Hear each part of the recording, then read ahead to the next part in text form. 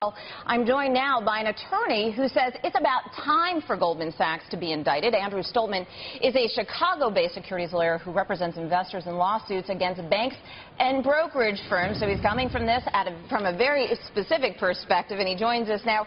Andrew, always a pleasure to have you on. Now, you have been a very vocal critic of Goldman for quite some time now. So tell me, what are your thoughts on the subpoena?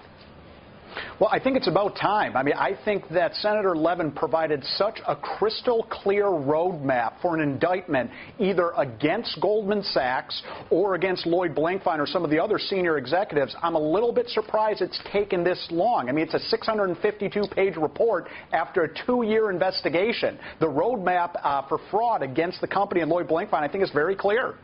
Okay, Andrew, you and I were just talking about this in the commercial break because I'm not sure just how crystal clear it is. A 650-page report is a long report to read through, and proprietary trading desks existed all over Wall Street, and they existed sort of as self-contained units that didn't necessarily share information with other parts of the bank, and they were allowed to take trades that were opposite of what was going on in the rest of the bank.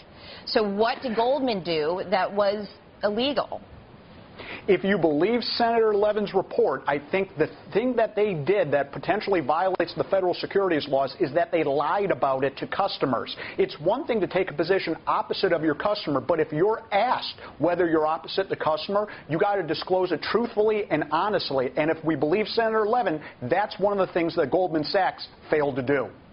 Let me ask you this as well. We've had Phil Angelides on here. He is the Financial Crisis Inquiry Commission's chairman. He's been on a couple of times. And one thing I asked him about was that there were a number of other players involved in this, right, including the government. What is your view on their role in this? Well, certainly the government and the regulators played an important role in failing to stop this, specifically the Securities and Exchange Commission, and I think their conduct was inexcusable. But if you're looking at the hierarchy of liability, you have to look at the brokerage firms at the very top. Should regulators have caught it? Absolutely. But the fact that they didn't doesn't excuse violations of the federal securities laws, which I think a number of brokerage firms engaged in. Right, but a number of people would say, well, Goldman has very deep pockets, so they're an easy target in this case, and you're still not addressing the major causes of the financial crisis. Well, yes, and just because there may have been other parties to blame, and certainly just because Goldman has deep pockets, that doesn't mean that they should be indicted. But, there were 3 independent causes of or potential violations of the federal securities law that Senator Levin laid out. And I think that report has to be followed, and it provides such a clear roadmap. I'd be surprised if the Manhattan DA doesn't bring charges. So, Andrew, explain the difference between, say, civil fraud or criminal. At what point do we cross over into using criminal as part of our language?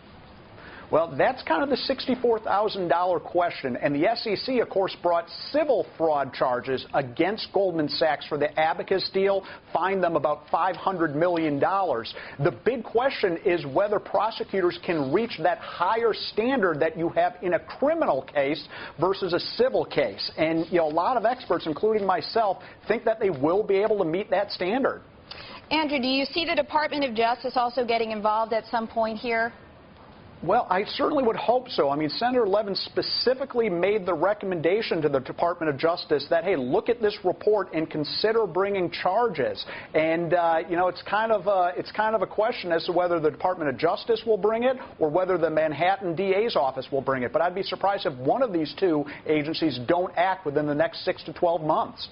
All right, Andrew, always a pleasure to have you on as a guest. Appreciate the insight. That was attorney Andrew Stoltmann joining us out from Chicago. He is a securities-based lawyer representing investors in lawsuits against banks and brokerage firms.